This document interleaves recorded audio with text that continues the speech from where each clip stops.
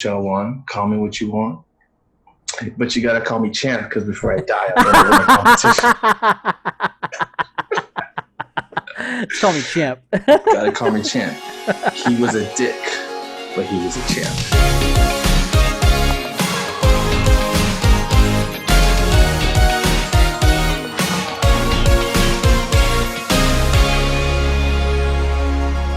What is going on, ladies and gentlemen? Welcome to another solo episode of Throwing Tantrums, featuring one of the other members of Temper Tantrum.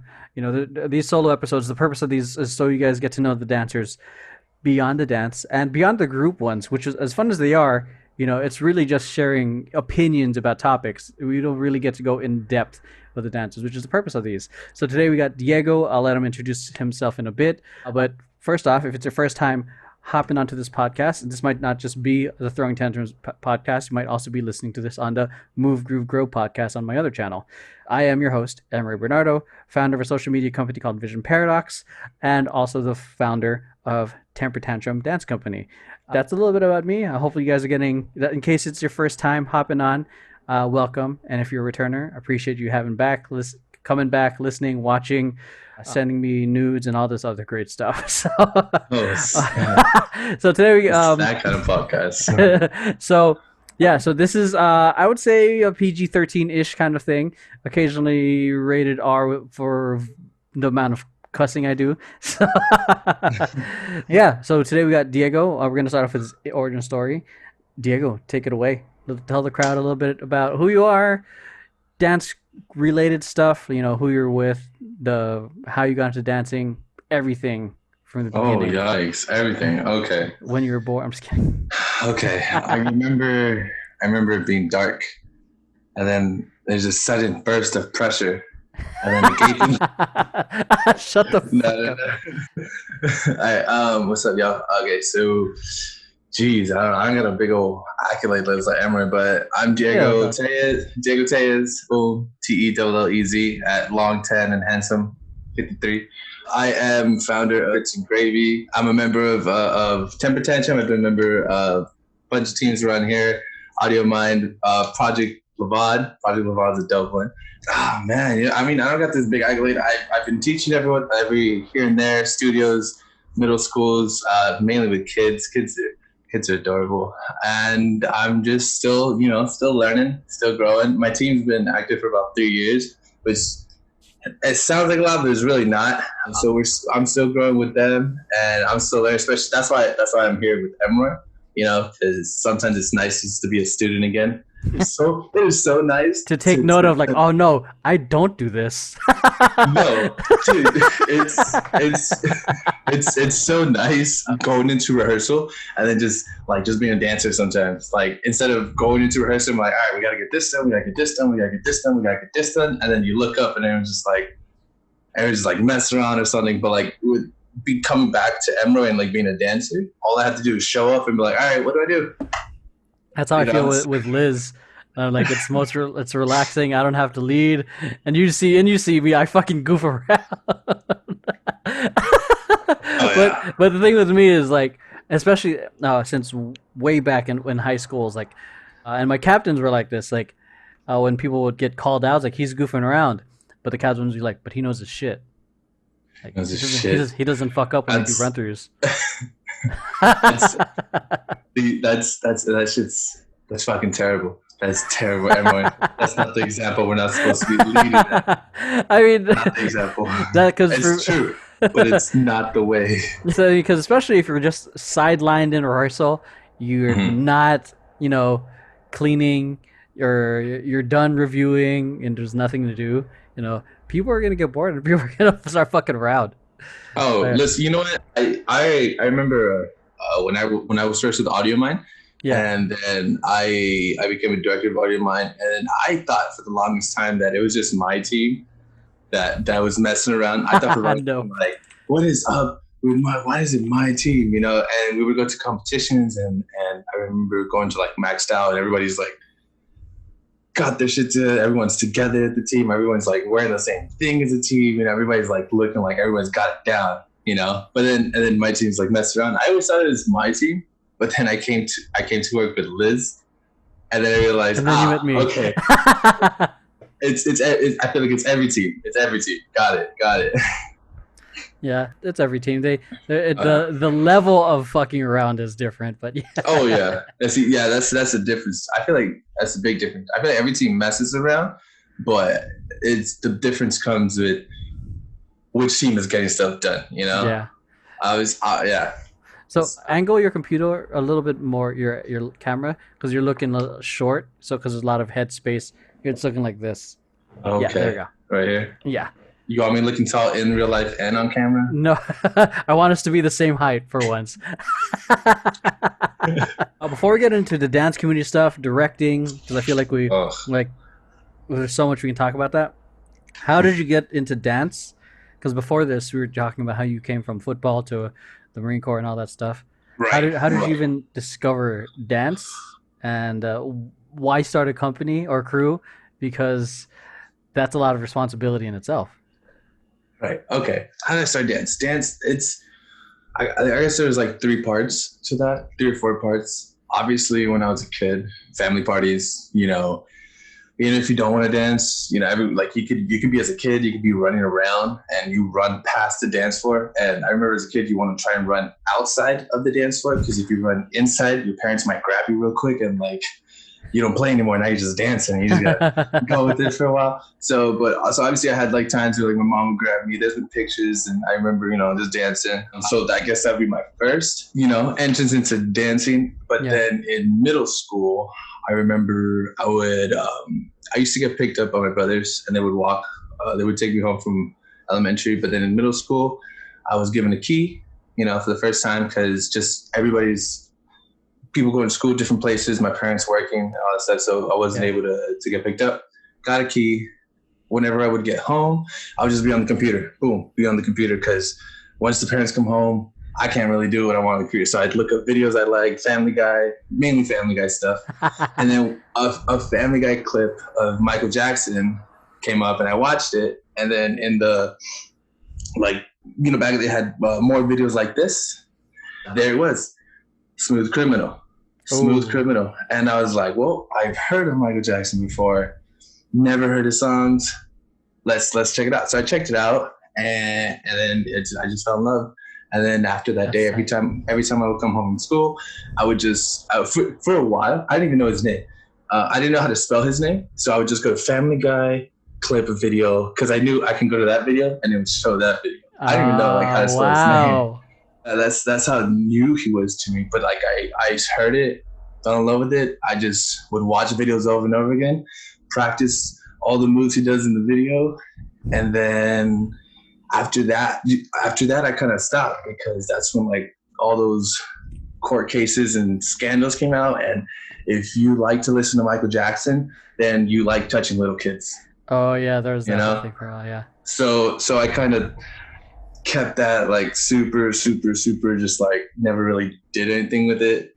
Yeah. And then boom, fast forward, I'm in North Carolina. I had just finished boot camp and now I'm in MOS training, which is just training me to do my job with the Marines. I'm in North Carolina. Not much to do out there besides do the training, work out, eat. Not a lot of stuff to do out there, especially where we were. And then one day I remember I was on Facebook and I saw a video that my friend posted. And this guy was an old electro dance person I ran into. I got into that, not a lot, but I saw a video he posted on Facebook and it was tie-dyes versus, it was tie-dyes and I think this guy named Grichka versus these other 2 guys. I don't remember their names, but I know the video. And then it was a battle and I was like, what is this? What are they doing? Yo, this is some crazy step up shit. Is this real? Yo, this is dope. And it's tie-dyes, first of all. And tie-dyes blew my mind because he moved he doing some kind of cheat codes.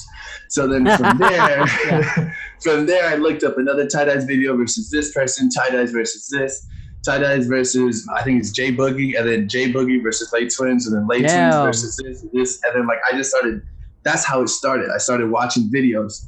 And then when I came home from training, I went to school and I was like, hey, there's these dance classes. So I saw one. First of all, if you guys don't know what modern is, Look it up, because I thought modern dance was like modern day moves. I looked it up and it was like modern. That sounds like what I want. That sounds like modern day stuff. Let's go. Boom, I get in. That's not what it was at all. Not what it was at all. But luckily there was two girls there, Skylar with Lisa, and then they advertised the hip hop club.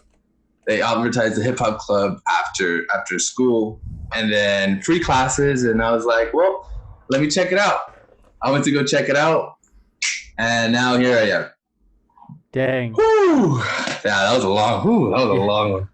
Yeah, a little bit, because I don't think even our members don't think they know that you went to the Marine Corps or anything like that, because we see each other as we are today, which is dancers, like hanging out, interviewing Safira the other day. I didn't know, and this is what I like about these interviews too, because I get to discover different parts about you. Like Safira, I didn't know she was a Warriors fan, so you're just in that episode. So now you got to kick her out now, right? I'm kicking her off the fucking team, off the team. Sorry, Safira. But Hey, we were actually talking about basketball. Like that interview was all over the place in terms of like the juiciness. So make sure you guys listen to that. But when you were in the Marines, did you even like get to try practicing any dance, or did you try doing any moves? Oh, I mean, like boot camp Marine, or are you talking about like after I saw that video? Because it sounded like dance was already part of your life. So in boot camp, were you like, No, I didn't really know. Well, I mean, I wasn't really pursuing it. Like, I like to dance, and I like Michael Jackson. I like all that stuff. But I had no idea what I was doing. If you asked me to dance, I'd be like, I would do something Michael, because that's all I know, right? Yeah. So it's not like I was practicing that. And let me tell you, shit, if I was practicing dance at boot camp, I would have gotten my ass thrashed. I feel like I would have been pinpointed out. Like we would just woke up in the morning like, so who wants to be dancing around here or some shit? And then like, fuck, that's me. Like, I'm gonna go get fucked right now. But like I said, I didn't find this until like a little bit before I came back. Actually, I remember the only time I ever even did anything was I was watching all these videos, and then one time it was me and like 3 other Marines in their room, and then they were playing like crumping music, and I'm like, hey, I know what this is. I know tie-dyes. I know tie-dye, but in reality, I didn't know anything. But like, I was just going. I was just like, can crump. I was doing my best. I didn't hold back, But no, I didn't really do anything. I spent a good amount of time when I came back from Cali in the Marines. I was in the reserve program. Mm-hmm. So when This sounds juicy. When I was with the Marines, I wasn't always pursuing like to be a dancer. At one point, like I came to a decision where like, I want to do this. I like it. I was going to school to become a cop. And then I discovered dance. I'm like, well, this changes everything. It came to the point where like I knew I wanted to do it, because I got kicked out of the Marine Corps. I didn't serve my full contract, and one of the reasons was because I was getting discharged, because I technically did more absences without leave or whatever, AWOL. I technically went AWOL too many times.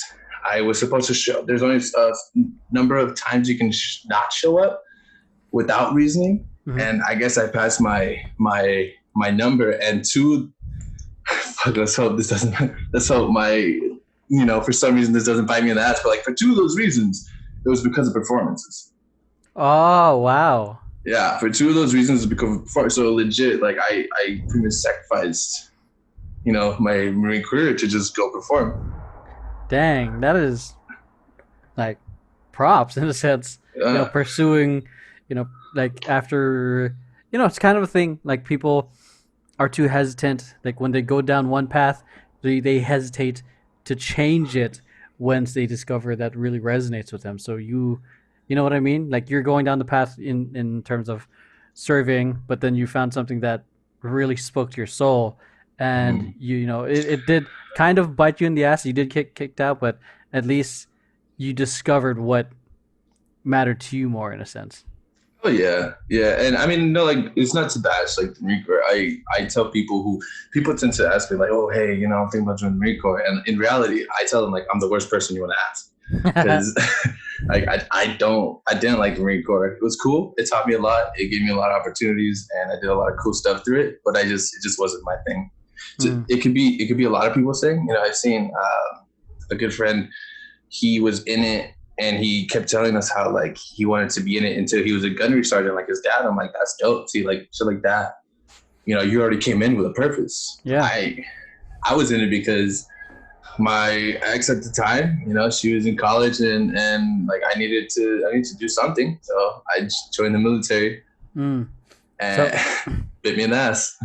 What was your first, I guess, LA dance community event? Because people listening aren't necessarily from LA. So when we say community here, folks, we mean the LA dance community, which is, wow, one hell of a scene. So would you say like an event as in like a competition or like or like a battle or like any kind of like so my first event? Brandon and I were just actually talking about this because there's the industry events, there's dance competitive community events, and then there's underground events, which is what I consider jams to be, which is very different from like the collegiate scene, which is choreo competitions. So people might define it differently, but that's how I've kind of like labeled it. Right. So oh man, I guess what was your first event? I'll go. I mean, I would say it had to be Maxed Out. Like that was technically my first dance event. Maxed Out 2014. Maxed Out 2014, Pasadena City College. Which 2014 was your first one? Yeah, I believe so. I've been doing this was it 2014 or 2015? I feel like it should be 2014 because this should be my 6th year dancing. So it should be 2014. And it was funny because Pasadena City College is about a good 5 minutes from where I used to go for the Marines. Because there's a small unit by Pasadena High School. Oh wow! Really? People don't really, people don't really know that, but I don't know how they don't know that. Like it's a building barricaded. A big old Marine Corps flag and a big old American flag. I'm like trying to think about it because I drive past it like so many times. I'm like, is it Pasadena High School? Is it? And funny enough, Bulldog. Oh, if you're talking about Pasadena High School, I know where that is. Exactly where that is. Is it next to a park? Yeah, it's right next to a park. Yes. Okay. That you're talking about Pasadena High School.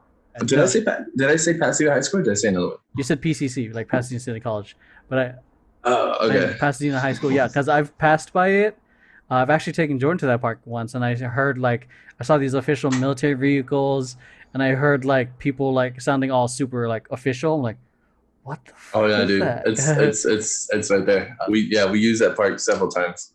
Oh damn, that's wild. Yeah, it's crazy. It's crazy. Yeah. So, what was your first like? So that was the first. That was my first event that you had to watch. Well, that's my first event competing. I competed. Oh. Yeah. My team just straight ran us in there, man. It's like, let's go. That sounds about right. Because I know. Like, what was the first event that you got to like see, and like, the first event I actually got to see was probably Urban Street Jam 2016. I would say 2016 because 2016 I did with only with Levad. Levad? Wow. Yeah, and you know how Liz is. Liz is like if you're on your shit, like we don't. First of all, it was exhibition, right? Yeah. It was like Levad was exhibition. My other teams I did was competition, and Liz is usually like we're gonna be on our shit the day before, a week before, and you know how her last rehearsal before the performance goes. That's how you know that we're ready a week before, right? Mm-hmm. And so we had some of them had gotten a room next to the Anaheim Convention Center next to downtown Disney. And so majority of the time it was just spent like, all right, we're here. We're going to go get our bracelets. Everybody go do whatever it is that you guys want. And we're just going to meet up at this time. And we're going to go on. And we're going to go home. And I'm like, that's it? Really? Because like if you're competing, like you're with your team from the minute you get there, you practice, you get your wristbands, you get your shirt. All right, guys, practice. All right, go get something to eat. Come back at this time, ready and dressed, and we're going to practice more and all that shit, But then with Liz, it's like, all right, guys, go do whatever you guys want. So Urban Street Jam 2016 was probably the first one. And I believe at that same Urban Street Jam is the first time I ever saw who King Charles was. and his footwork like blew my mind. You Mm, know, King Charles is something King else. Charles, yeah. So well, that was with Liz, right? The That in was with being in the Liz. ring. That Okay, was a that LeBon. yeah, Yeah, that's the I thing think that was LeBon. with competition crews. Like when you're there at a competition, you're there all day practicing, and I was like, it made sense for me, like because I still did it in high school. Competed like we'd be there hella early, fucking like probably 7 in the morning, practicing all day, and then fucking compete and leave or wait for awards. So that carried on over to the competitive scene in college or the competitive community, but you experience something different when you're in exhibition, Mm. and it begs the questions like why can't we just be this effective, even as a competitive crew? Because here's what I think, and I think I learned this from Floyd Mayweather too. Like if you're still having to practice the day of, then you're not really ready. You know what? That's dope. I actually got one from Devious. He was talking to us about like the difference between being worried, was it nervous and excited, Mm. and in reality, he was talking about how like they're both emotions. They're both the same Um, energies. they're both the same energy, right? The only difference is the preparedness level, right? If you're prepared for something, you're gonna be excited. There's been times when I've done performances and I knew I was gonna like, oh, all right, I'm excited. And then I've had performances where it's like I'm sweating. I'm like, shit, are we gonna do this? Is this gonna happen? Like, what if this happens? And something. It's because I obviously wasn't ready, you know. But I feel like exhibition and competing would be two different things. Because I mean, exhibition is easy. You come in and you're not really being judged. You know, Yeah. you spend time rehearsing and all that stuff, but in the end, it's completely a lot of fun, right? But then competing, like I've seen people at these competitions, like they're holding hands together and they're just like listen to the results, and as soon as they hear it's not their name, like just boom, just defeat and everything, Yep. like, and I've their seen hands are that. like, and I mean that's a big difference. And I feel like exhibition teams you can practice for like a couple rehearsals, a couple hours here, and then you're good to Yeah, go. you can get away with it. Yeah. Competition teams, you put in hours and hours and hours and hours in it. You know, so obviously, yes, it is a different, Yeah. completely different. It's definitely different in approach. Because I also think, I don't know. Sometimes I think it's sometimes overkill with how some teams do it. I don't know. Like one of the teams, a lot of the teams I know used to like, especially Hell Weeks, they would go from like 9 p.m. to 6 a.m. in the morning That for a week. that is insane. That So is like, insane. albeit they win, but I as I got older, it's like, it's not just the physical preparedness of the doing the routine; it's also the mental preparedness, like self care, because you're practicing that much, you're probably, and if you're exhausted, you're more likely to get injured from rehearsals. So it's like, Nine to huh? 6 a.m. Let's see, 10, 11, 12, and then that's like 9 hours. Yeah, like some people don't even do shifts for 9 hours. Yeah, like dude, like That's crazy. when I was in high school, rehearsals would be like from 6 a.m. till school started, and then after that, 3 a.m. till 3 p.m. till 8 a.m. to 8 p.m. Sorry, and then Saturdays would be rehearsals from 8 to 8. And So like, obviously it shows, and yeah, the practice it shows, but man, I don't know. I always felt like after at least 4 hours, 5 hours, majority of the stuff is just in one ear and out the other because everyone's just like mentally, tired and yeah, yeah, fatigued, and they just, diminishing returns. yeah. Like, And I feel like after that, whatever you do past the 4 hours, you might definitely have to come back to it the next rehearsal. yeah, so it's definitely something that I've noticed with the dance competitive community. And who knows? I mean, it helps them win, but at what cost? At the cost of some people like being at the cost of what doing well at school or their job or whatever it is. They're in sleep because I know some people are so exhausted they have a hard time driving home. So it's like it's the yeah. So these are things that people need to take.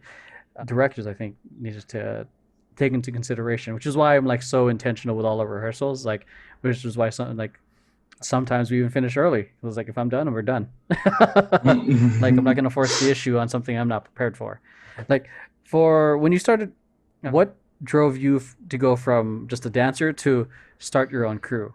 This kind of goes back with me being a director in another team, and it just started coming to a point where anytime, well, not anytime and every time, but majority of the times that it came time to do a decision, I always felt like my ideas or what is it that I want to do was kind of a complete opposite of what they want to do and what they want to do with the team and the styles and how they wanted to do things. And I mean, obviously there's nothing wrong with that, but I just felt like I had so much to try and bring onto the stage. You know, there's so much I want to do. Like I want to do this, I want to do that, I want to do that. Like I was super motivated. I was just ready to I have it in my head. All I need to do is just get the bodies and put it down and make it, and then we're good to go, right? So I guess I feel like that would be the biggest one. You know, I felt like just the people that I was with, they had a different image and a different path they wanted to take, and that's cool. I mean, I'm still cool with all of them today. You know, big shout out to them.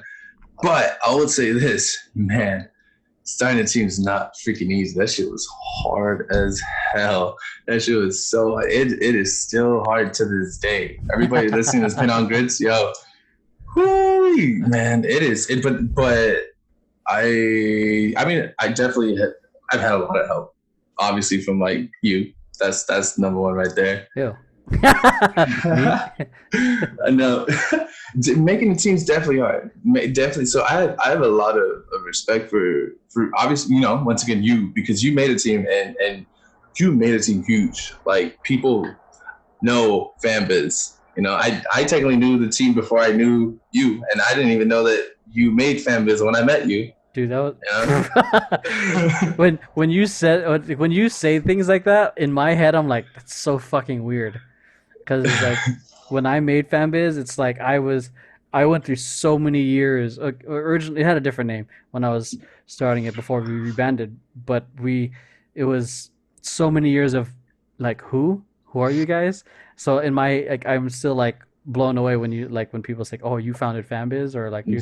I'm like, hell yeah, man! It's crazy. It's crazy. You know what? I had one instant like that, and I was super happy about it. I was like, what did that actually happen? I remember one time, I don't even remember where it was, and I was so happy about it, but I forgot it.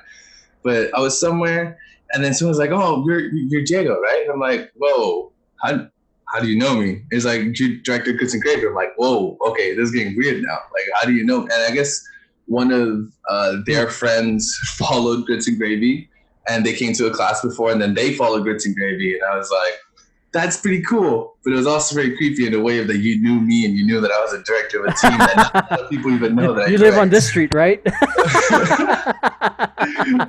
Yo, that's good. I'm gonna say, like, you know, it just, you know, with the consistency you get, because you guys in I think the check-in we said, like, I was like, it takes, the advice I always told myself when I was doing FanBiz was like, first 3 years of any business is always the hardest. So, but that's all. That's to keep it consistent. What I didn't know is like it took about like another 4 years for us to become even close to a name. So, because like the 3 years for me was like who can be consistent, where can we perform? Because when I was younger, there weren't that many dance events. We were doing a lot of parties and all that stuff to just for us to be together. We're doing. Have you heard of Sharp International? Yeah. Yeah, we did some of those competitions just so we had something to perform for. Because and then after that, it just assembling a solid team to help me run the team helped out a lot. So I'm gonna say, like, if it, you know, as long as you being consistent as you are, I have no doubt you're gonna be a regular name. Oof. One day. There's an Uber lady that I have to shout out whenever I make it on TV, because she said I was having a terrible day. I didn't get into an audition, and then I told her about what happened. She's like, one day you're gonna make it, baby girl. One day you're gonna make it. I was like, I'm gonna give you a shout out, but I forgot her name. So it's okay. I was gonna say some shit about starting the team, because this is something that no one taught me this. So if anybody out there is trying to make a team, I'll tell you this right now. Nobody is as committed to your image than you. I will tell you that right now.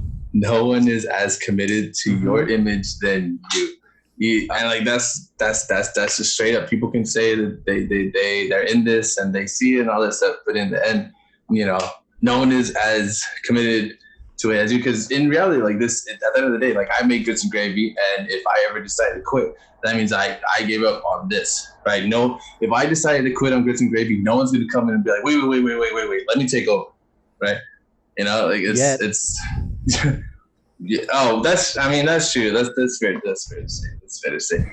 But that's different. That's different in the sense where you took them to a certain point where you decided to leave and they were fine, right? But what I'm saying is like if grits and gravy didn't work, grits and gravy didn't work, and I had nobody else, and then I was like, I'm gonna just stop grits and gravy. No one person's gonna come and be like, wait, let me, because this is my image, this is my dream, right? Yeah.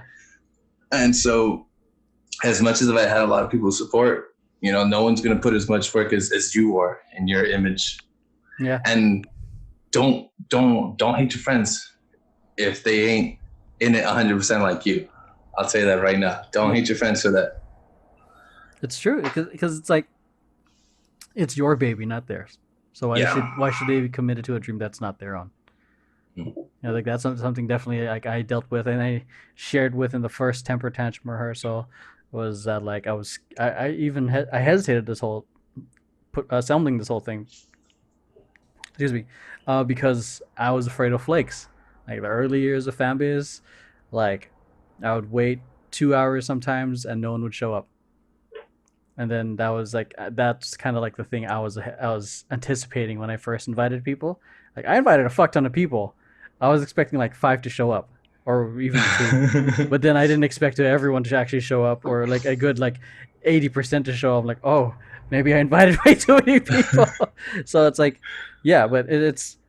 I definitely agree. No one's ever going to be pot committed as the head, so to speak. Mm-hmm. So, what do you envision for your company? What do I envision? Well, I mean, the first thing I envisioned when I made grits, like I made grits with one goal. The one goal I had for myself was win vibe. That's the first, and that's whenever somebody says like, what do you want to do with grits? That's the first thing that comes to mind. I want to win vibe. That's why I created grits. That's how it all started. Every competition we do, every practice that we run, it's all working towards winning vibe. Wow, nice. Yeah. What do you call it? When I first started Fanbiz, it was because I saw us that we can be the same. Back then there was only 3 big teams or 4. It was Kaba, Pac, and Team Millennia. And then I wanted us to be that all good teams, good teams. Like the big 3 of that time. Yeah, and then I imagined us being at the same stage. My goal was us to compete at that same level. What goes into mind when you're developing the routines for your team?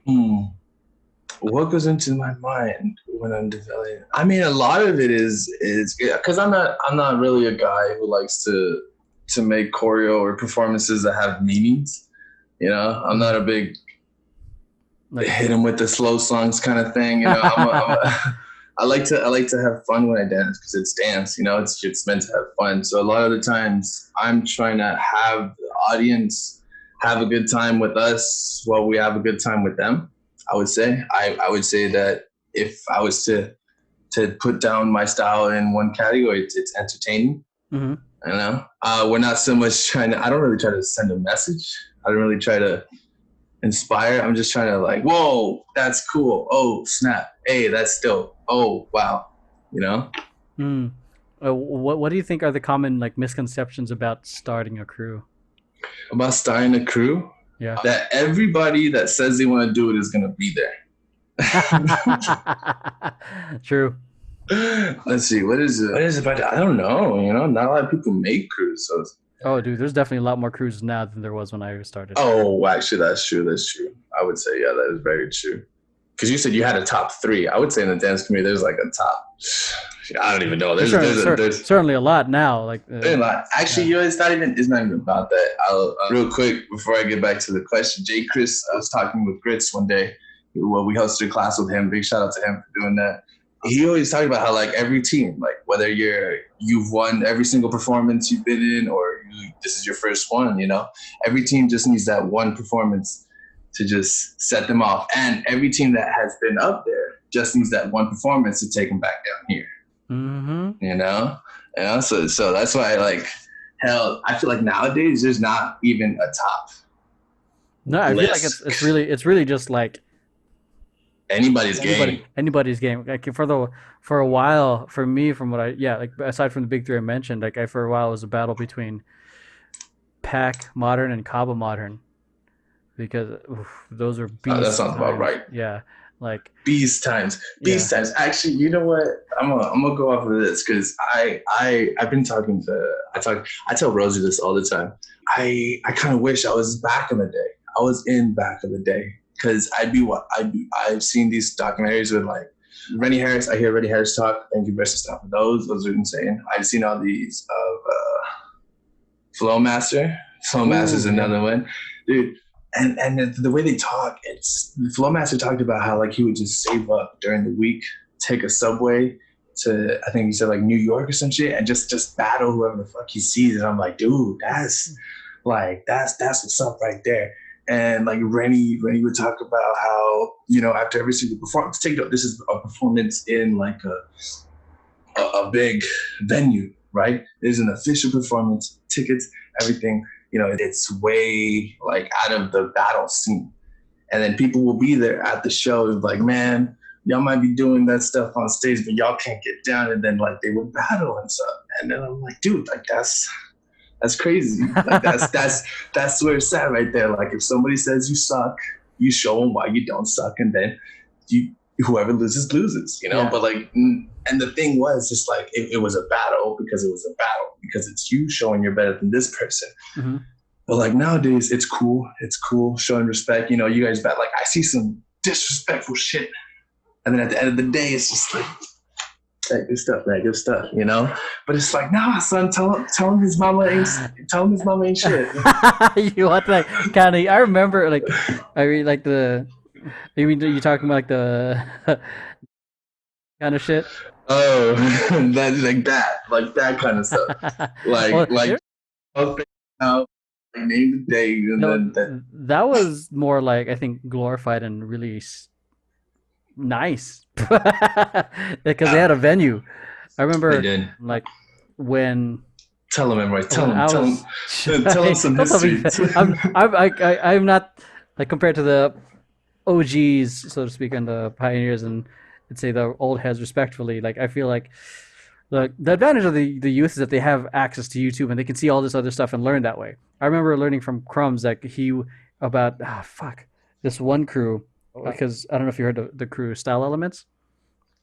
Style Elements, one of my favorite to this day, B-Boy crew. Creative as fuck. Check out B-Boy Remind and Crumbs. Oh, legends. Like, their styles are unique. And I'm pretty sure you might recognize Crumbs. Like if you watched You Got Served. Have you seen that? You Got Served? Ooh, that's a dance. Dude, like I said, man, I didn't really venture into dance as I was a kid, so no step-up movies. Okay. So none of that stuff. Okay, so those guys, what they would used to do is that they would have to search for these hidden mixtapes of like other crews.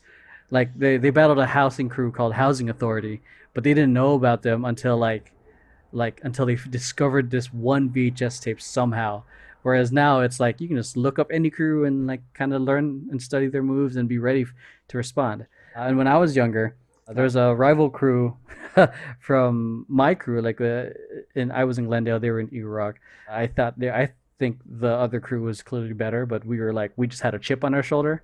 Like, yeah, we're B-boys. Yeah, we won't battle and all that shit. Young Emeroy. And then and I think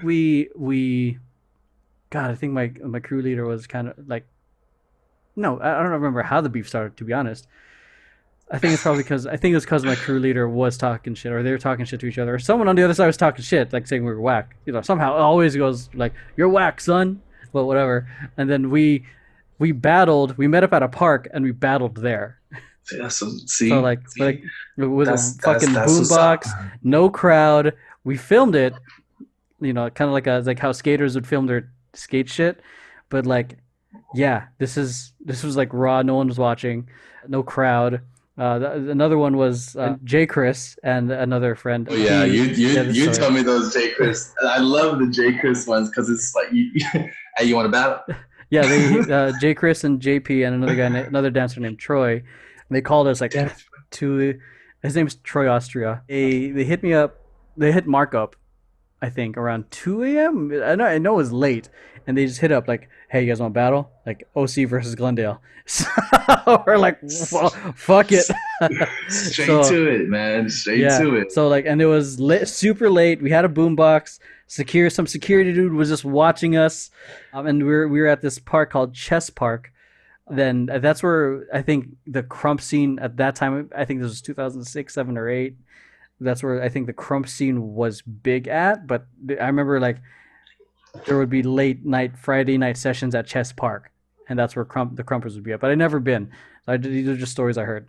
But yeah, at Chess Park, that's where we battled. It was like a mixture of all different styles. I was breaking and locking, and J. Chris was just straight up freestyling. And this was like my first time, like battling J. Chris, because I think at that time, I mean, I think he had a pretty well developed reputation, and so I was intimidated when I first battled him, and I was like, "Fuck," and because like I let that get to my head where I got intimidated. But that was a fun night, like, yeah, just randomly battling, just calling us. It was fun. Like I remember another. Sorry, I'm just going. Sorry, I'm going into stories now. No, it's not you're even good, about dog. Diego anymore. But I don't like care. I don't another. care. For those of you guys who know Jet Li, the Ooh, popper, a Jet Li story. and I don't know if you guys have heard of Mr. Fantastic.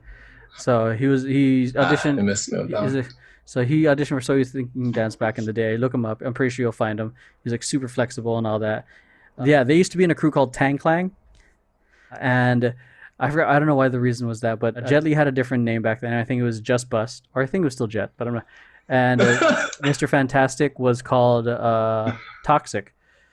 The stories I loved hearing about them was that there was a very similar story to Flowmaster. They would go to different school dances, take the bus, go to different school dances to battle the best dancers in their school. I'm hoping you mean like as kids. As kids, yeah. Oh, They're all high schoolers. These fucking adults, like, hey kid. What's up? I Yeah, heard you thought no, he was good. but they, yeah, as high schoolers, like it was them. There's a whole bunch of other people in their crew. Ness, Z soldiers, like these are the people. They're AKs. Nas, I know Nas. Yeah, so like they would all battle, go to high schools and then battle. Ness is now known for the perverted Deadpool. So that goes The perverted Deadpool. Yeah, so it's one of he got viral because he cosplays. He got viral because he was like the perverted Deadpool. It was all like kind of Ness from Mighty Zulu Kings. Or? No, that's a different Ness. No, are you talking about are you talking about Alien Ness? Oh, yeah. Who are you talking about? So Ness is it was a b-boy from Iraq. So there's Alien Ness, which is like one of the Bronx boys that like that wrote the battle blueprint or something like that. But that sounds a little more like okay. No, like I was super inspired with Foundation with him. But yeah, my first ever official, it's not even official, like kind of community battle was at the Salvation Army, huge, like nice little venue. It was a crump event. But that back then it was like my first. I didn't know like the distinct styles. Like at that time, Jet Li was doing crump and he was popping and he was locking. He was part of Culture Shock back then. Then yeah, Jet Li was the popping captain in Culture Shock.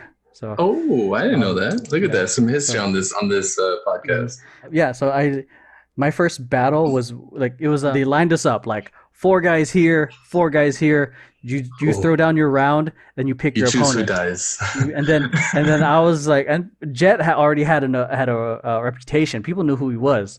I was a nobody because like my first probably was my second battle, and I knew who Jet was, and I was like him.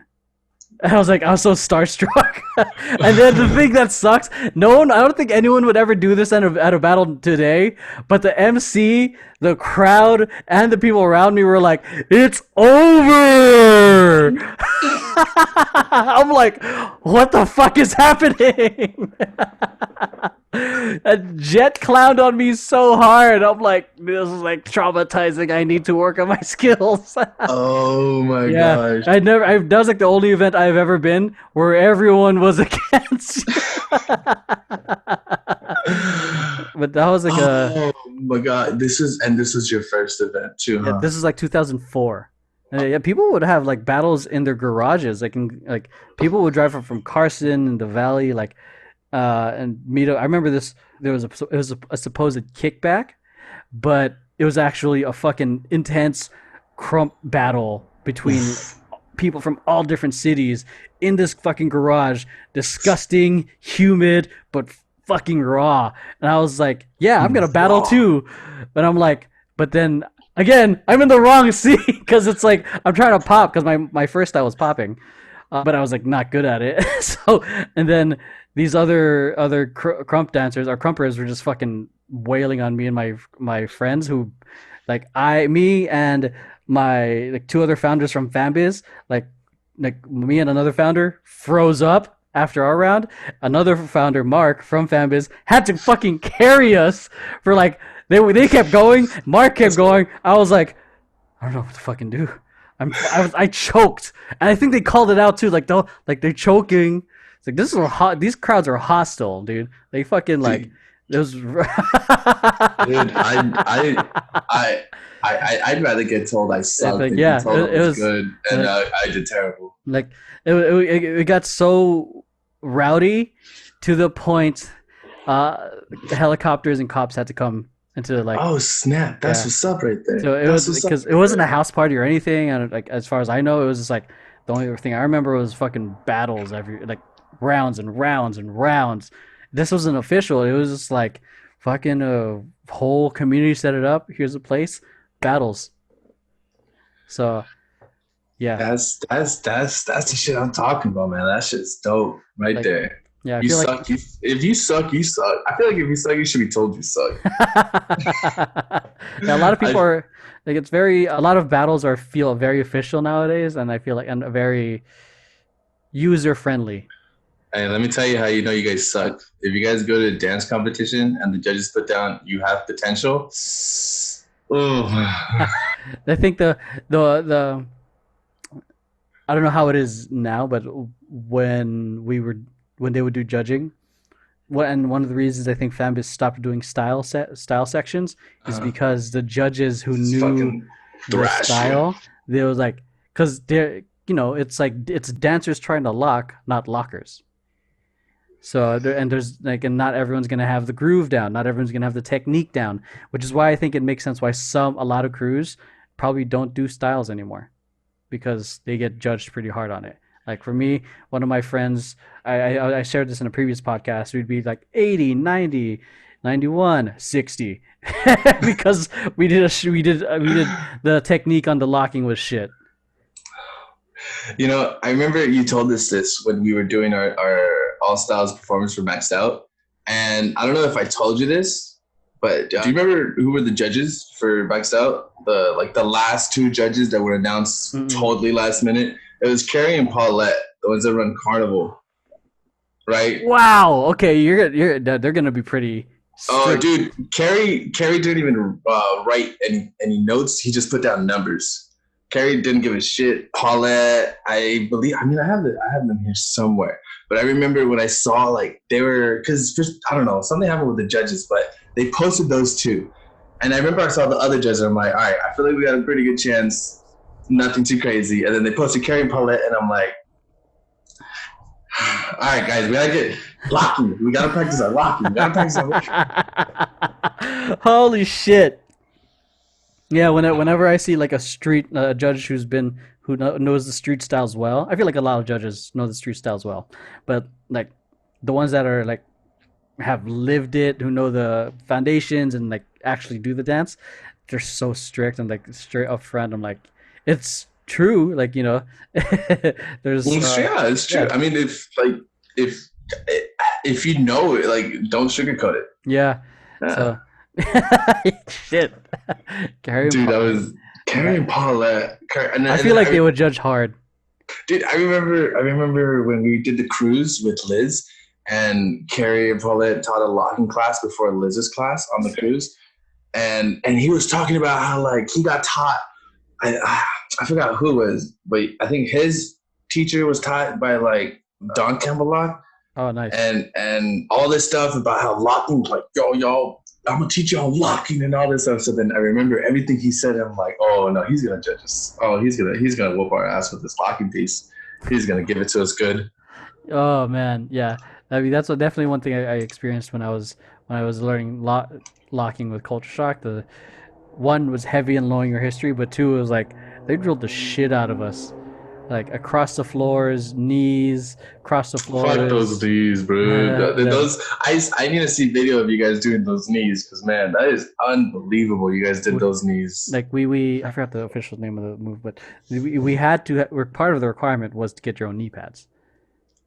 That one makes sense. So That like we one had makes so sense. and then we had to all. But every crew. This was at the time culture shock back in 2008, 2009 was separate crews. This is just for you guys listening. So there was a breaking crew, locking crew, popping crew, and choreography crew. Or back then it was called commercial choreography. Before it was called urban dance. But I know there's a whole thing happening. Yeah, we talked about this in length already in the previous podcast. So listen Oh, to that. yes, we have. So, but yeah, there's definitely a lot. I mean, it's because when I see you and I see like that you're where you're building grits, I definitely for me it's I see it sounds stupid like a younger like fan biz like where we were like the where we were starting where we were doing different styles we're discovering our own self. So it's like I empathize the struggle or challenges you go through, but in my head I'm like in the end it's like it really builds up to something even though it It feels like a lot of nothing right does. now. It does. It does. It does really feel like it feels like a lot of nothing, especially when styles is not an easy thing to implement and to find within dancers that want to do competitions. Mm, It's very hard to find dancers that have already dove into popping, locking house, that already have a handle on it, right? So teaching and having people come in and work with the team with these styles is easy. The hard part is keeping that, because obviously like there's stuff at a certain level I want to do, but it's hard when the progress keeps getting yeah. reset because new members come, old members leave, Yep. and that is probably the hardest part about this whole thing. But I know because I've seen it, where I've seen people come from like not knowing a certain style to excelling at it, that if I do have the right people and I do have the right time, it's going to be amazing. You know, When it comes to like when you're trying to get dancers into your crew or in auditions when you're auditioning people, what are the characteristics you look for in dancers? well, I would say that's it's a little hard because well, I wouldn't say it's hard. I would say as far as my next looking towards dancers towards this next audition, the biggest thing would be is just with work ethic. Mm, It's cool that you've been dancing this long. It's cool that you've done all this, but this stuff that we're going to be diving into is not going to be fun. It's going to suck, you know. And it's just who's willing to take it and who's willing to push through and who's not. I've had a lot of people take the easy route, and I've seen a lot of people push. And the cool part is you can definitely tell who does what because it shows in practice. mm. You know, Oh, that's true. it Uh, definitely shows in practice. and I think we had a fun conversation about having an artistic director and all that stuff, and bringing on a team in the first episode of the podcast. But actually, what was the decision making point where you realized you had to make a team? I had to make. Where you had to bring on like a board, so to speak. I there was a time period where I was missing a lot of rehearsals, and because I was the only one that had the master plan, or like the only one that had any idea what's going on or what's going to happen at rehearsal. I was like, well, I feel like I need to have like a backup just in case, because practices need to go on. We only have so many. And so I would look into, and I saw like, all right, who has the most potential, who's been at rehearsal, who doesn't miss rehearsal, who has shown that they're there and they're in it to win it.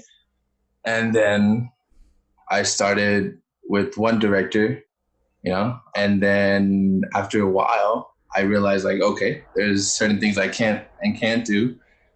And one of those things is fashion and looking good and dressing a team. And every single one of my grits members can tell you guys right now, I have a terrible sense of fashion. So that's when I kind of I can relate. I can relate. and that's when I came to the realization of making the board team even bigger and adding artistic directors. Because my fashion, I have the same shirt in like 7 different colors, man. I have no fashion. How is that? Like, what was the experience for you when you finally developed a team?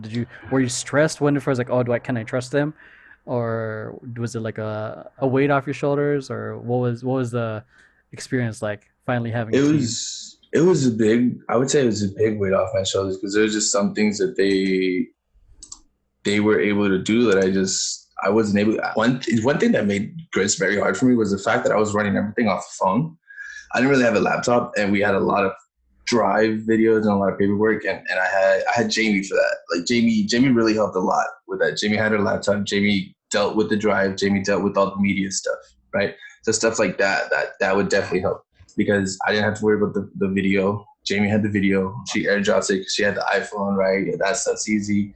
She had access to the drive. She actually throws everything on the drive, So it was definitely a lot of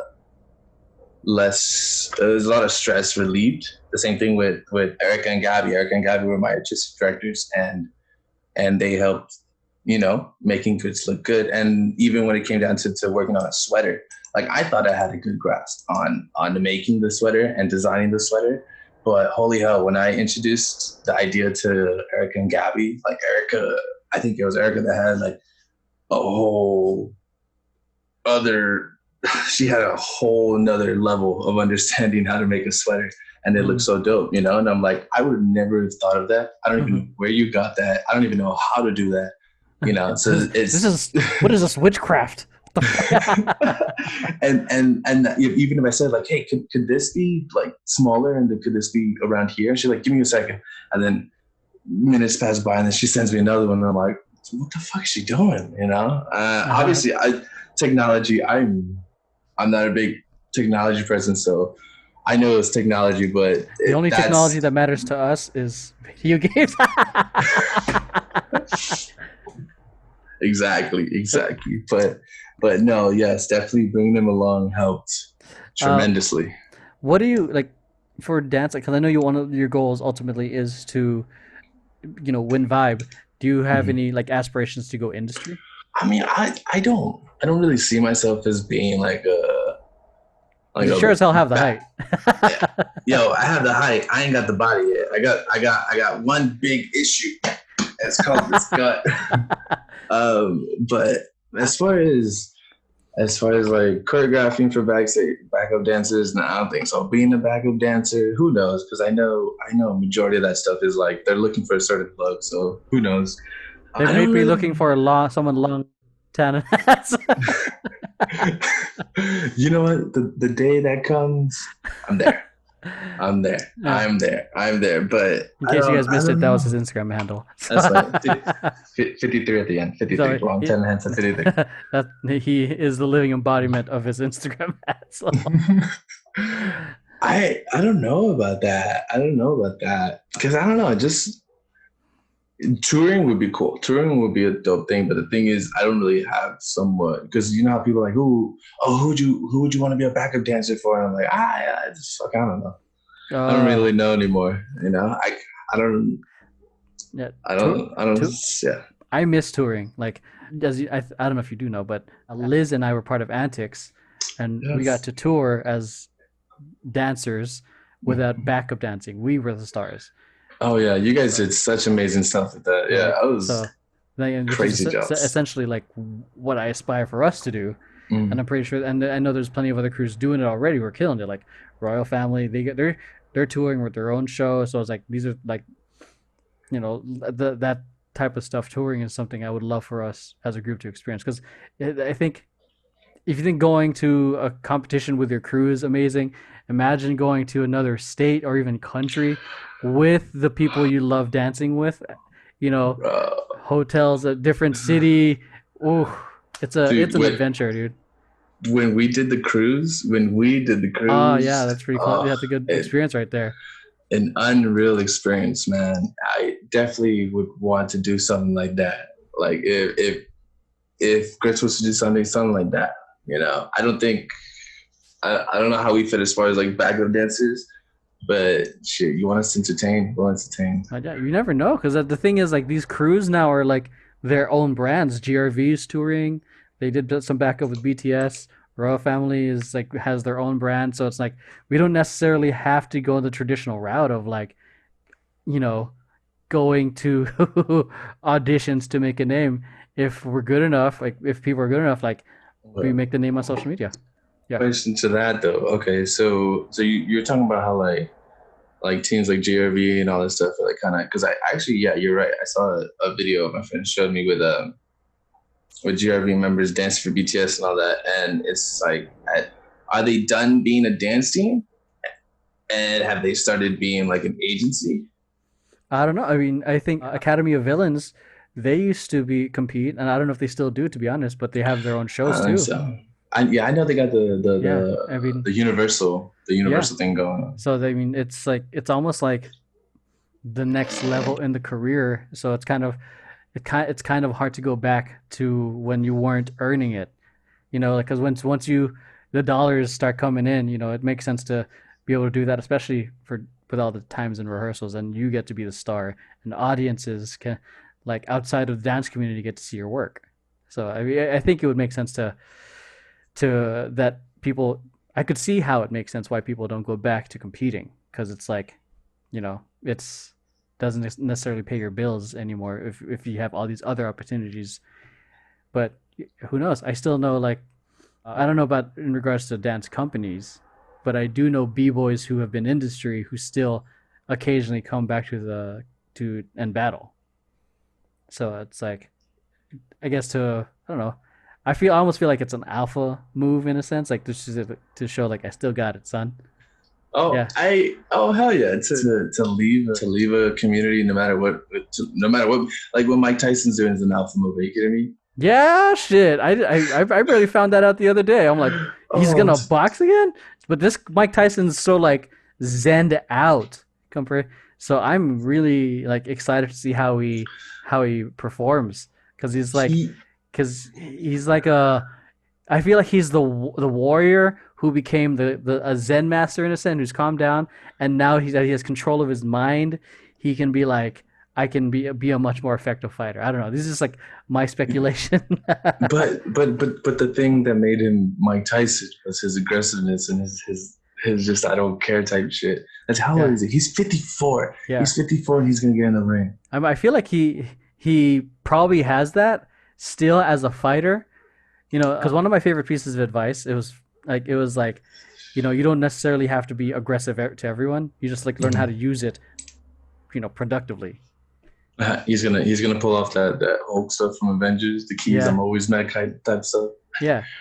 Because I feel like he in his younger days. I mean, being a young man and with all that money and all that fame, it's like it's easy to perform this kind of thing in front of people.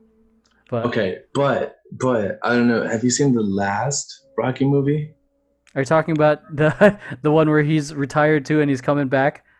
Yeah. That was a Okay. great one. That was a great So Rocky movie.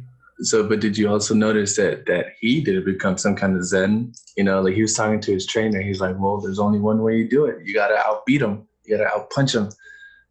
So maybe Tyson's just fucking just straight up bulked and he's just coming in for that what? Because I mean, he might not have stamina. He might just be coming in for just one strong ass jaw breaking punch. Yeah, I mean he's fucking beast, dude. Dude, So I saw the video. It looks like he still hurts. It looks like he still can hurt I feel like terribly. he's oh man, Ah, you looking at that footage doesn't look like he's aged. Like, Oh, not at all, dude.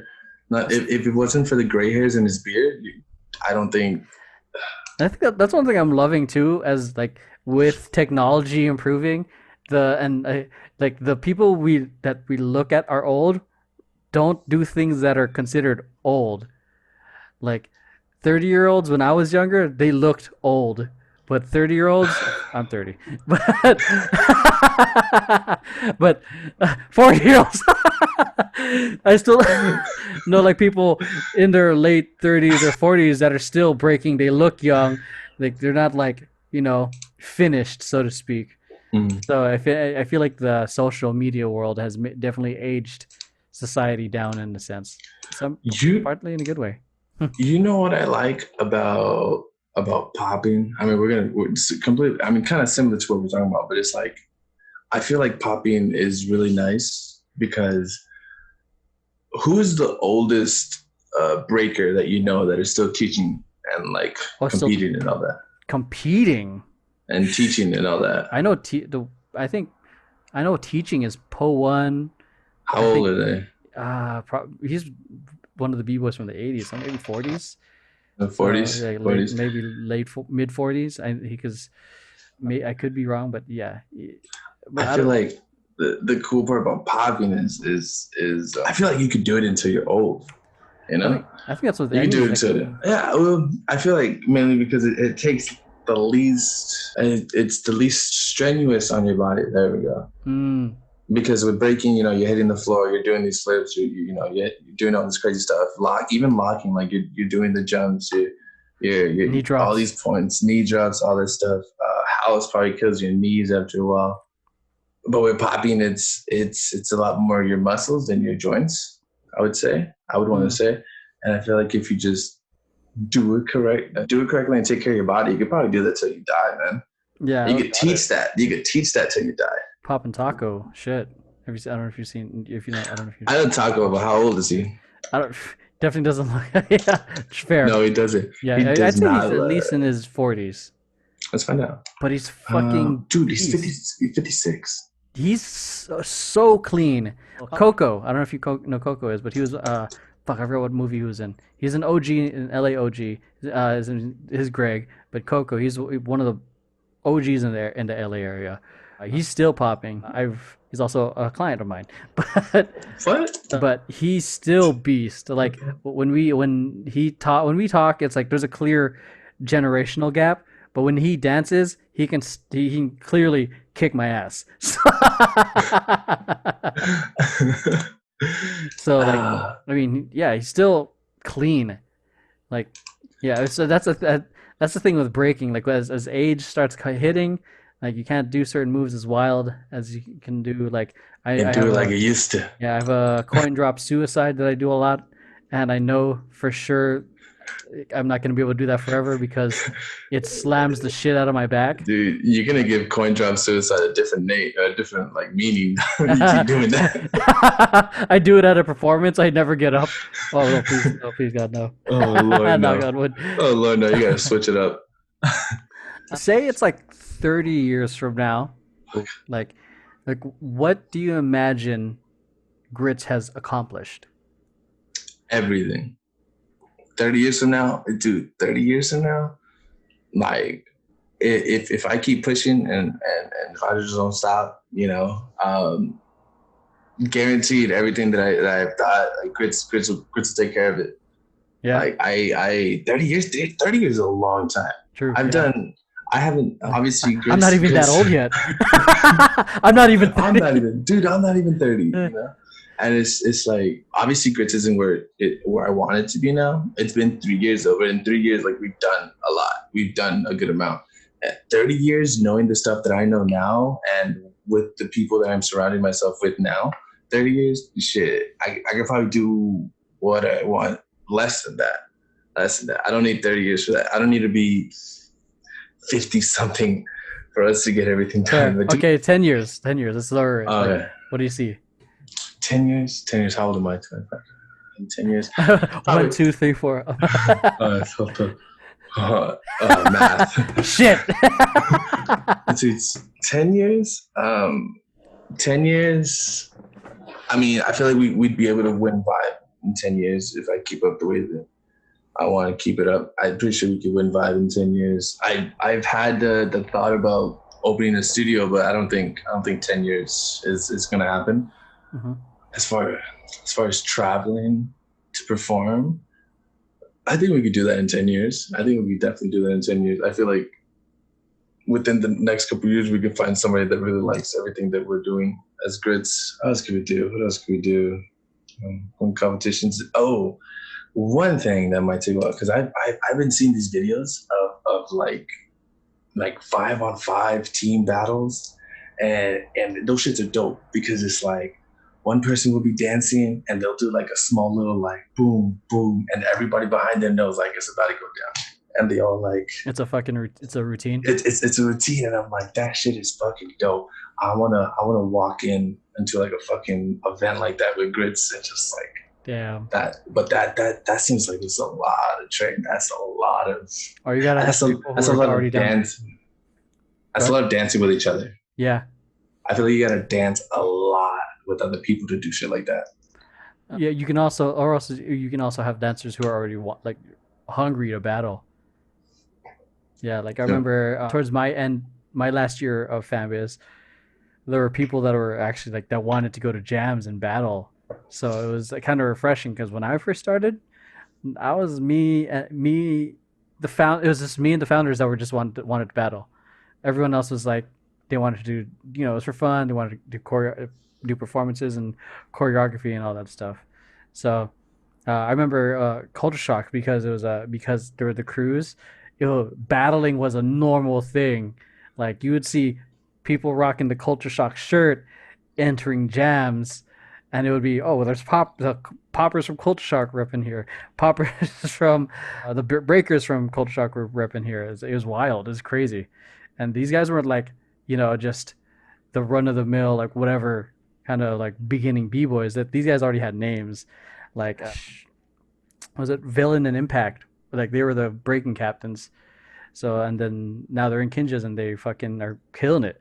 Who else was there? Yeah, that's it. Like I know, like, there's a lot. I can just go into the whole point where it's just name dropping, but it's just to provide context of like the level of how good these b-boys were in Culture Shock, and I still think it's like, I think that and Versatiles is probably one of the best companies to be in regards to learning different styles, foundation, hip hop, everything. Because I feel like those are really like sister companies. They both value the same thing, represent a lot of the same thing. I actually, I mean, I would say like I would have to owe a good amount. I would say I have to owe a good amount to Grits' growth to people who've helped us find these styles. Like Versatile definitely helped out Gene and Rosie. Gene and Rosie definitely helped me out a lot. And then obviously you coming through helping us with locking, Liz coming through helping us with whack, Eddie coming through with whacking, Spidey coming in through with crump, Rosie coming in through with house. Who else we got? Damn, what else we get? Yeah, Eddie I met Eddie back in the day with Culture Shock. Like I didn't. Well, I don't know what I should say. I didn't know people on Temper Tension like before we did that whole like, oh, well, what team were you on? What team were like? I didn't know everybody was so old. I'm sorry if I offended you. I love you guys. Wait, what? You what? Dude, I did because I knew you knew them. I knew you knew them, right? Yeah. But like I didn't. Like when I don't know if you remember we were outside of practice and then everyone was like, "Hey, what team have you been on? What team have you been on?" What was this? When we were at barbecue Buffalo Wild Wings? No. This was past. Oh, we were just chilling outside of at the Pasadena studio. Yeah, do you remember that? Yeah. And then everyone was like going around and it was like, oh, I was a Culture Shock, and then I was in this, and I was in this. Oh, I was a cheerleader for this, and then I was in this, and that. And then like little by little, everyone's like dancing for like 10, 15 years and all that shit. They're on Culture Shock. They were on Mob. They were on this team, that team, this team, this team, that team. And then I'm like, I was on Audio Mind, and I have a team called Goods and Gravy. How's it going, guys? I didn't know everybody was like on all these names. I didn't even know Eddie was on. What was it? What did you say? Culture Shock. Culture Shock. I didn't even know Eddie was on Culture Shock till you told me right now. Yeah, that's how him and I met, and fuck, it was definitely a different time. We were like, it was definitely because we were all both in college. It was definitely a party time. There would be a lot of parties at his place. Oh, that Eddie. Yeah, Eddie yeah, sounds like a party guy. yeah. It's a yeah. It was definitely a wild time, I would say. But yeah, like when I started, I think you were originally the youngest. Like you were what? Because remember at B Dubs, we were all talking about Mm. fucking housing, all this adult shit, and then and I then was, I was on Tabasco's vibe. I was like, oh, who wants to get drunk?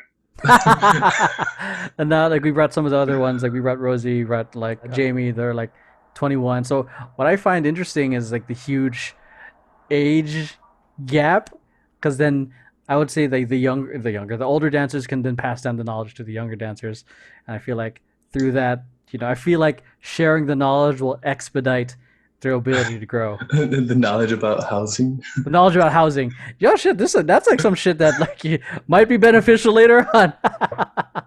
You're gonna see me. Hey, hey, Emeroy. Remember when I was making fun of you guys about talking about housing at Buffalo Wild Wings? Yeah. Hey, I need some help. Or like, fuck, that's Crystal's job. She knows how to flip Oh, houses. Dude, like there's so much like about with her. Like I know she was a dancer for a football team. she said she knew it. I don't I know who think it I think was. I think it might Was have it been Patriots? the was it the Patriots? I feel like it because I she's feel from like New she said England. Patriots. I feel like she said, hey, Yeah, Crystal, if you're hearing this, let us know. Like yeah. randomly, Was just it let us know. is it Dallas Cowboys or was it the Patriots? I feel I like feel like it's it makes sense Patriots. because it's Where's she's from Boston or she's from Massachusetts. I feel like it would be Patriots. So I feel like that makes sense. So yeah, so I forget that she has the credit. Like, oh yeah, she's also danced for Red Bull and all this other stuff. So yeah, so wild. What? Yeah, uh, I did a commercial for breast cancer awareness. with Unity Era. Oh yeah, you know it. You know it. That was a fun campaign. I like that. That was a Did fun shoot day. I know it was a great shoot day. That was a great experience. That was the first time I ever did anything like that. That was the first time I ever did anything where I could keep the clothes. Oh yeah, that was a fun day. That was, Listen. If you guys, sometimes clothes is worth it. Yo, sometimes they gave us like a shirt, a sweater, a beanie, fucking sweats.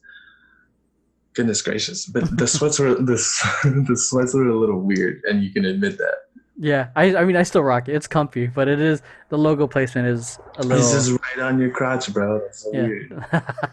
So people can look at it, show off Unity. Unity, bitch. So, all right, so we're gonna start wrapping up right here. So we're gonna go into the rapid fire questions segment. Ask you 10 questions, and yeah, you ready? Yeah. All right. If you were famous, what would you be famous for? Oh, I hope it's my dancing. It's not. I'm just kidding. Uh, What is the worst job you can have? is it like for me? Yeah. I mean, the worst job I've ever had was working in a factory. Hated it. Same thing over and over again every day. Not for me. If you could go anywhere in the world, where would you go, and why? Oh, I shit. Well, I mean, I can't go anywhere right now. But if we take Corona out of this, I'd probably either go to New York just because I've always wanted to just go and visit, Mm. or probably Korea because the best Tekken players are over And b boys and dancers there. too. Shit, fuck it. What do you call it? What new technology will transform the future? What new technology will transform the future? Well, I think maybe we need less of it. I don't know. I mean, I always hear that the smartphone is as smart as its user. So if anything, it's probably going to be the phone. Mm. They keep packing in more and more things that you can do with it. So, or maybe the car, because the Tesla car is kind of self-drivable too. One of those two. One of those two. One of those two. If you had $1 million, what would you do with it? $1 million, I would. I've talked to. I mean, damn, it's usually the lottery, but $1 million. I asked myself this question with the lottery, but with $1 million, I'd give half of it to my parents. I'd give half a million. So I got 500. I'd give 100,000 to each of my brothers. I think, yeah, and then I would keep the rest. Yeah. Yeah, well, you really thought about it. Yeah, no, it's usually the lottery, but a million is a lot less than what I would think. But yeah, with the no, actually, if I won the lottery, it'd be a little different. But $1 million, yeah. What's your current favorite song while working out? Current favorite song while working out: "Say What You Say" by Eminem and Dr. Dre from his Curry Call album. Oh, it's a good one. Oh yeah. Okay. What was the last movie you watched? Oh, the last movie I watched was damn, actually no. The last movie I watched, I think it was, I think it was Trouble. What is it? Rumble in the Bronx. I think that was the last movie I watched. I think that was the last movie I watched. I watched it at work. I'd have to check my receipts, but I think it was Rumble in the Bronx. If not Rumble in the Bronx, then I'll tell you right now, it was Inside Out. Oh, that's a good one too. One of those two. I'm very Wow, bad with two, dates. two different. Different. Fuck sadness. Fuck sadness. if if you could choose your nickname, what would it be? Long, tan, and handsome. Ooh, stick with that. My some people How actually, did I you don't get know. that actually? Like for that Instagram handle? Like Do you this is watch Do you watch SpongeBob? not religiously. Okay, there's an episode where Pearl, Mr. Krabs, do you know Pearl? Yes, I know who Pro is. She had a date for the dance, but I guess she doesn't have a date anymore. And the dude was referred to as long, tan, and handsome.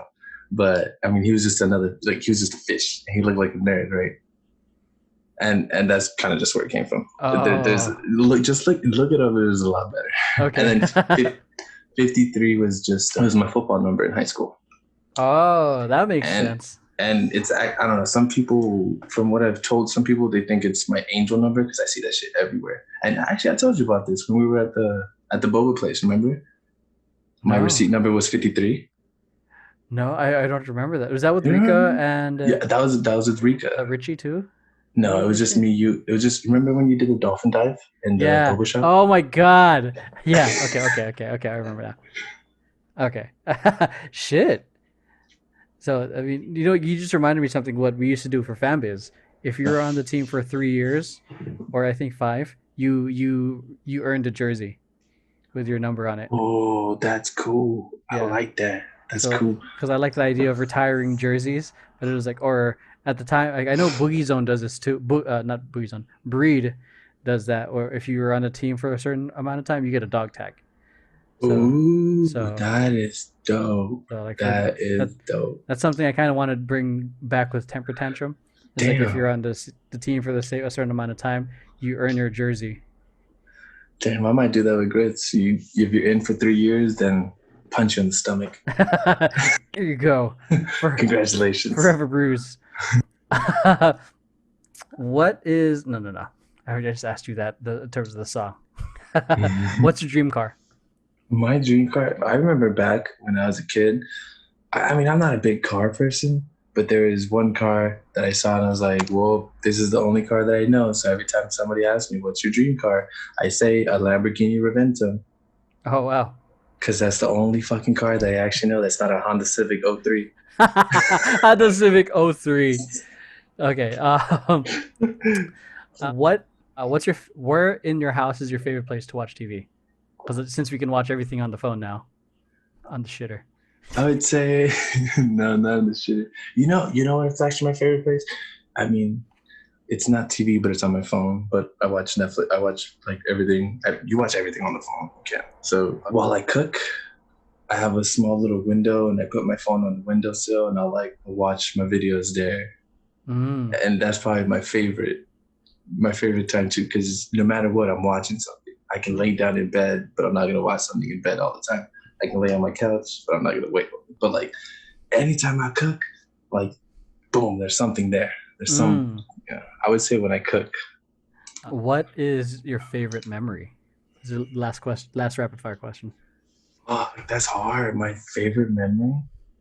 I'm gonna go with the cruise I told you about earlier. Mm-hmm. The cruise, there was a moment where we had a lot of moments where we would get together, but the majority of the time we are just doing our own thing. But But every time we were just together on that cruise and we took our photos and all that stuff, and it's just like damn,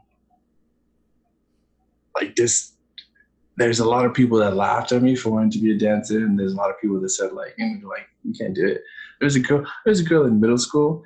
I remember there was another person dancing at the talent show, and then I was like, and then she was like, "Don't you laugh? You're never gonna become as." I'll tell you this right now. Her name is Ruby Acuna. Ruby Acuna. If you're watching this shit, tell Tiffany Salazar to come battle me. Shit. The challenge has been thrown down.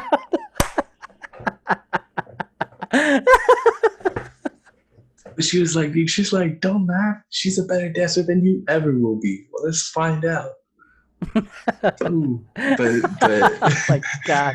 But like that's the thing. Like people have told me, like I had family members and everything. Like you're not gonna get anywhere now. That stuff. But it's like I was on a boat in the middle of nowhere, taking dance classes, chilling on a boat, dancing with friends on a boat. For like it felt surreal, and like that moment is like, you know what, I can do this easily. Sick. All right, 2 more questions, not so rapid fire now. What do you imagine your 80-year-old self would tell you now? I still have a lot to learn, but I feel like as far as my mindset goes, I feel like I have a pretty good head on my shoulders. I feel like I'm at that point that any year from now, if you asked me if you can go back in time and tell yourself something, what would it be? I feel like right now my answer would stay the same for the rest of my life, right? So I feel like my 80-year-old self would be like, just keep going. Like you're chilling. Like you're on the right path. Yeah. Yeah. Obviously, I'm gonna come to some struggles, but my 80-year self can't tell me how to come over those struggles. But I feel like he would tell me like, just keep going. Yeah. And then he would do some weird shit like lift his shirt up and be like, this is going to be all yours. All right. Okay. Last question is, what do you want people to say about you when you're gone? Whatever they want. I've learned that there's millions and millions and millions of versions of Emeroy, and there's millions and millions and millions of versions of me. Every single person that you meet has had a different interaction with you. They have a different perspective of you.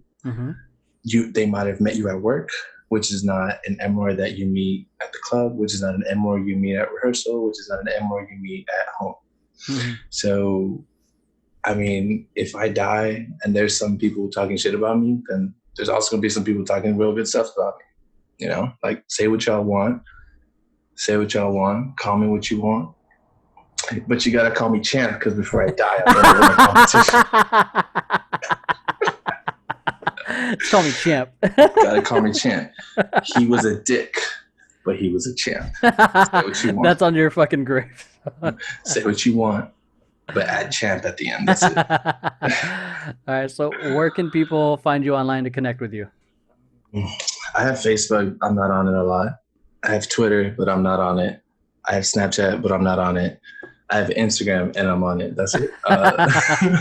Long tan and handsome 5'3", one word. If you guys want to follow my team and see what we're up to, it's grits_n, like just the letter N, _gravy_, no vowels, grits and gravy. So instead of spaces, it's underscores. And every once in a while, you'll see Emeroy pop up in that story. Talking shit to your team. And if you guys are on Xbox, Sergeant Nugget X and Sergeant Nugget X as well on Riot. Sergeant Nugget on you. Just hit me up on Instagram. I gotcha. Fuck the social media. You're just on the game. If you play Tekken 7, hit me up. If you guys play Dauntless, hit us up. Hit us up. Join the crew on Awkward Tea Party Guild. I normally don't drop my gamer handles in here. I do. I'll drop all that. Follow me on Twitch. Oh yeah, Twitch too. I follow me on Twitch. We occasionally stream on there. Wait, you Twitch? Jordan. Yeah, I'm on Twitch with Jordan. I thought you used like another streaming. I use Restream that streams to everywhere. Oh, Yeah. I need to find you on Twitch then. So it's my handle's the same everywhere. Emeroy B. Yeah. Like it's not gonna be hard to find me ever. Because I'm the only Emeroy I know. So You know what? That's funny. You are the only Emeroy I so know. Ah, wow. I look it up, but there are other Emeroys. Like I know one of them was a priest. I this is like one Dude, of those things how I just Googled. I'm like, are there other me's? how much did you dive into the fact that you found out he was a priest? Because you didn't just see a picture. No, I just saw a picture. I quickly looked at the bio. I'm like, oh, Well, so what if there he was is a another one. stripper? Shit, I wouldn't have known. Might be living in Florida. Ooh. Because like there's like you can look up like someone like have you seen done that right? Where you put Florida man and on your birthday. Yeah, so it's like damn, you might find something there. Florida man I on my did it birthday. right now. Hold on. Wait, don't leave yet, Emeroy. Don't All leave right, yet. okay, Hold on. okay. All right, folks. Find If you birthday. what he's doing right now is doing the whole Florida man challenge. Let's see. April. You find yours too. April. Or okay. Uh, Okay, let's see. April 21st. April 21st, 2019. A Florida man was arrested in the Tampa Bay area Tuesday after police said he pulled over an undercover detective while pretending to be an officer. wow. All right. While in his what according to the other driver had to be an so he Whoa. pulled over an undercover detective. So What a fucking idiot! here's mine. On September 23, 2018, a Florida man threw another Florida man off a bridge in Daytona Beach. And thanks to technology, we've got it on the police officer's body camera. Oh my god, no, they did it. Did they really have Fucking it? wild, Hold yeah. on. August. What's today? August 6th. Yes. What's today? August is Florida man admits to 2.5 million in kickbacks. What do you mean kickbacks? Not sure. A Florida man has admitted taking 2.5 million in bribes Shit. for companies seeking contracts to extract energy saving projects in federal. That sounds like a smart Florida man. Oh, what the fuck? Yeah, are you guys listening? we're just looking at Florida man shit now. All right, so we're gonna wrap it up Okay. here. All right. So that's it, ladies and gentlemen. Hope you guys enjoyed today's episode. If you like it, make sure you hit like, subscribe, share with friends who you think might find this beneficial or entertaining or empowering, whatever you guys, whatever floats your boat. Empowering is not the word for this podcast. I think there are some empowering moments, like little empowering nuggets. dude, you could make a montage of all the empowering moments, and you'd have a 30-second clip. Boom.